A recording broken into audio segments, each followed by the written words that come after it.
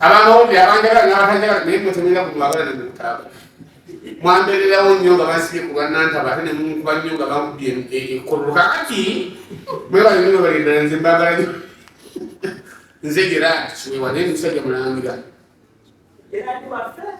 nze Gerald kiwewa omutami gw'omugaso mu ggwanga lino Uganda era nayirayo eky'obuzungu bwakinsomesa nti am president of republic of Uganda drink and drunk and sijeko avuganya ne mwami Museveni tasobola kunesimba kutubayo abutabuuki tasobola kunywa omwenge kiwewa yes kati mwekyo pulezidenti wa ggwanga lwendo wabaki wabalimi nsanyusa nnyo okusooka mu kikadde kino eky'omwaka guno okunondayo mu kadomo kamu nga ndiwo obuwumbwenzi kitegeeza ndi bwa mugasikirane mukube ku mugalo gwange n'abamu okutemera kamale okukalyangu omuntu okuvunaanyizibwa temutadagala kacupa obwana bwatuli wano bunayiro kakati ng'enaku z'omwezi bbiri njagala abantu mwenna mujja n'omutambala lwa mirundi ebiri akokuseka manyi tewali wabeera amaziga watabaminyira byonna bibaawo akokusemula amaziga ag'essanyu n'ag'okufeesa okufeesa tekakugwana nsanyusa eri obwagiro buno kubanga nze ebbanga lina busyambaawo ffe waffe tuli balangira n'abambejja naye tetuyimbangako nno famire yaffe enere etandikira ku minsuseera segamwenge omulangira neddako mwali omulagire omumbejja neddako omulangira seegamba nungi neddako kiweewa omutamivu omugaso newalawo nomulangira kiseerera balindanga kyange kyamukamaani ekyambe kandi ffe mujja kusonyiwa okuyimba kwaffe si kusome nyo kusonyiwa bula tuli mukidatalintedi situlina kyekikolera bwetu twazaalibwa tetulina kuba bayimbi ate mukama natuwa emikisa nga twagalwa mujje mu nnaku z'omwezi bbiri abali kumpi newala mujje tuyimbe mujje musanyuke tulabeko tubakolere ebyenjawulo kubanga eri musajja nno omuzibu abamu baana babulagireyo lete muntegeera ne mwana mujje muntegere kaye mwana mudabira wange kankulingire wakumusoma ompeka mali kumanya kumwana ati mwayo kahaba ekyo kitonanyo kigwe oli mulangira oli mukopi wamama ffe tuli bayindi waffe kiwewa kakati bategeza ayenaalakafuba otugongeko bugonzi kakati tugenda kuyimba ngemasiba matufu tubale mulakiisi tugogola n'emiro bali mutye neebaza abateesereza ekintu kino bakiteketemuekikuluenkaluliriza ati endwabisiri sagala kumanya tugenda mukikadde banange basaba okubeebaza ennyo musiime nsibwaba mukonoleyo bakanokamu mu Uganda yonna nembanga ndiwo omwaka gumu omwaka gumungaze omweti olambibwa nnyo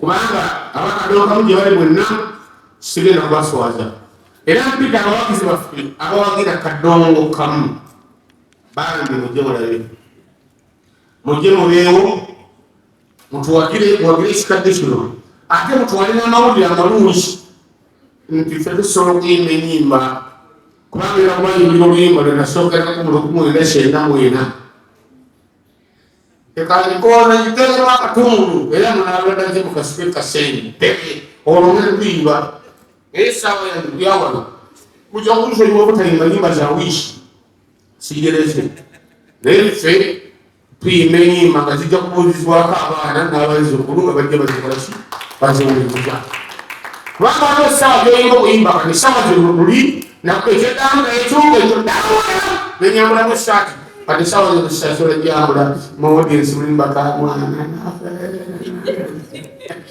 sikyasobola kukola ki kati sekokera kumakyama waganiryo mundada kale mujje mulabe ennyimba ezisobola okuzimba abaana n'abazzukulu temugana kujja n'abantu bammwe wadde maama taata kojja zino ennyimba zetugenda okukuba mu kikadde kyamuno tezisosola. Mujje bangi abamawulire balaba abagoola bajja kubeera nga bakajubi kyebabamagudde sati enywedde muzibu naye byonna bijja kubaawo naye mwe tubafaako mwe mujje abali ewala okumpi beewala mwenna mujje tusengere tunyumire ekikadde ky'omwaka 2023 bantadde yes tuli bantadde tuli balangira ekigambo ekyo ngiro kikozesa waliwo akapya kairakuleta ensiitandoza lekali kola myaka egiriddako mukama bali bakyampadde obulamu bale mangweko MTN twakwana abananga 2022 nga 22 era service fees wadde byonna kati kadde mutaddewo okunzirizayo kona bannange ng'abantu yeye emikono gyonna gyonna gyemukola mbananjawala ekigambo ky'emuteri kubanga engabi abantu buli amugeresibanga bakwalemerako muteri nayo kozi nange bunegentegera gyenatandikira kutegeera kitegeera service twanzi wati tokola bitya paka twatusuku ekigunjo nowakagundu okutambula naye natokola gwakomane wakwewereza mwebale nnyo okutubeererawo ab'omwenge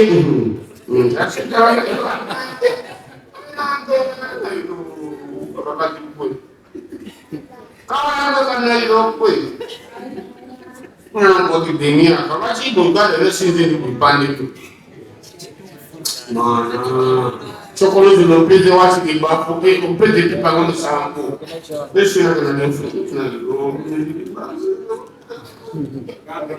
Chwewa tuyanza nyo tuyanzege muterangi mutukadde tukole ensoga zaffe tubayingire ngenda okuva natandikirako paka kuzesembayo tuyanza nyo tuyanzege bya chwewa kale ogeyefananako bwekyo muzikirize Sophie Nandongo Mutagine Omumbeja Kulano wakoze wakimkae Nengo walakaki Omumbeja Maria Omumbeja Maria eba ya muzeko nagwanga ko mukizigo kutegedde kyobala okay introduction yiyo ayamani ayina kabala wagagga semanyimu Tadem ina bate ekyo ekiriko kigenda kuvaako nga amaloboozi amaseneekerefu nsanyusa okubanga genda kuyimba n'abantu abamanyi okuyimba kubanga line-up sabudde nnyo ejjudde abayimbi abanamata so anasigala ekasimanyi bwe banaakunyumiza amaloboozi gano tegeetaaga kulabira ku TV getaaga oli wali oga-appreciating. Twebaza nnyo abategesi ab'ekikadde. I was in the first edition and it was fantastic. Era Shube webale kunnona nate nzije nsanyukeko n'abawagizi bange. Ennyimba n'abawuzizza ku social media nyingi eruliwandeko eruliwa lisiti mpanvu nnyo simanyi oba tunaakeesa bukeesa naye buli kaakunyumira ija kayimba kyembasuubiza simanyi nnyo kwogera manyi nnyo kukola neyanziza God bless you so much. And everybody who is also watching at home or wherever you are, thank you so much. And well, thank you. Well, honestly, thank you so much our sponsors, Nine Spatial and Elderly Network. Thank you, Banva, thank you, Lapel, thank you, MTN Uganda, of course. I know they're going to give me a power bank like this too, MTN. And thank you, NTV, NBS, thank you all guys, thank you very much. Now, I am very honored to be on this panel because as you all know, you the media, you have written and followed stories about us the artists. Me as an individual, you've written stories about me when I was at the lowest in my life and the highest in my life. And well, to be here today on the panel of the guys who are going to perform for you on Saturday, well, to me that's a magical moment, it's a miracle. And guess what? kye ŋŋenda okubakolera ku lunaku olwo nze ng'omuntu ssekinoomu temukirabangako. Mwe ab'amawulire nammwe bakasitoma bali gye muli, tewali yali alabe cute kaye kye ŋŋenda kukola ku Saturday ku stage. Wabaawo wakana zisimbewo, nze nange nsimbewo, nsobola ozigatta ku ze bagenda okunfuuwa. So yes, okuba nti Katonda badde bulungi nnyo gye ndina omukisa okusobola okuddamu nyimirire ku stage ennene n'abantu ab'amaanyi nga omwami Gerald kiwewa, nga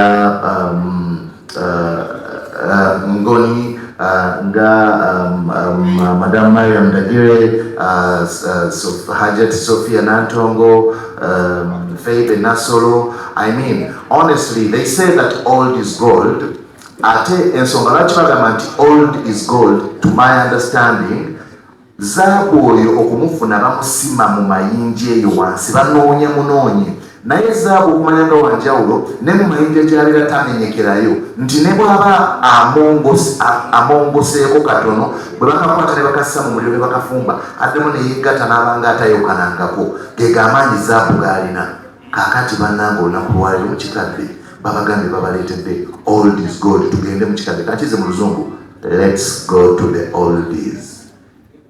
Mugenda kujja mu zaabu.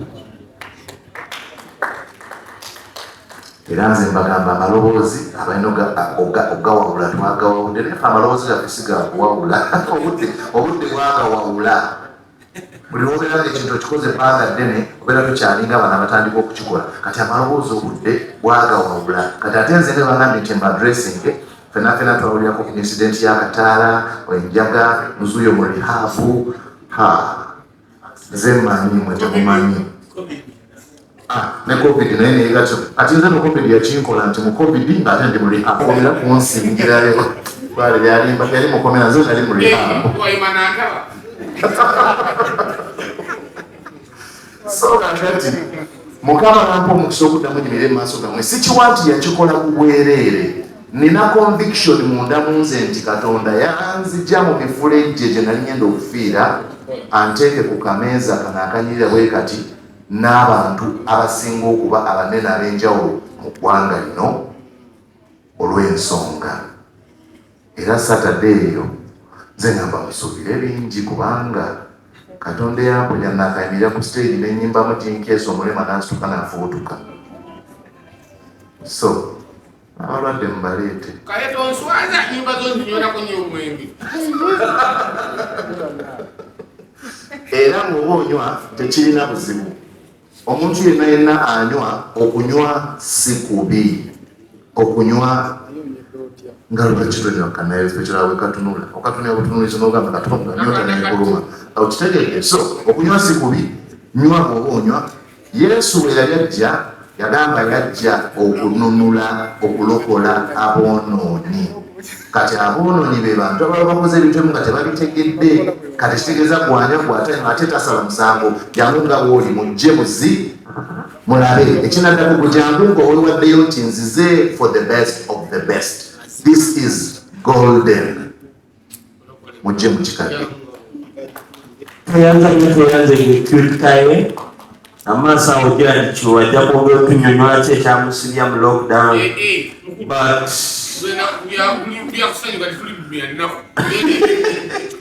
kale muzikirize mwabasitula ate era mwabamenya nkimanyi nga wadaba tusanyuse nnyo okubeera wano basponsors baffe MTN. Sigenda kumenya basponsors kuba bangi ne buli omu ataddemu. Mwebale nnyo Patrick, mwebale nnyo for the opportunity okutukyaza. Nsanyuse nnyo okulaba okubeera ku line up eno, naye nga sinaba kugenda mu maaso njagala tuclarify oba beebuuza nti mboni tumanyi nti muli abantu babiri naye nga tulabako bwe twatuuka ebyemisu gye negirikuba nze nasigamu kona amaanyi era wendi ne Patrick naye yawonye naye salawo awumuze ku ddoboozi era yali mu rehearsal kati kuba yabadde rehearsinga gyali kati redde joininga late. But we can assure you ffembi bwe tuli temubuusabuusa era bwe mulabako omu mumugjayo butuku ekyo kyakusaala. Nsanyuse nnyo line-up y'omwaka guno okuba nti no baatutaddeko. It's been about 13 years since we last performed. Myaka gigenze naye nga tubaddeyo era tugiye tuli. Nsanyuse nnyo okubeera line-up y'amaanyi. Kale twali mwagala okukwatagana mu studio from them days. Simanyi bwaki ate nga tuli balugazi tulamukwala. Nsanyuse okulaba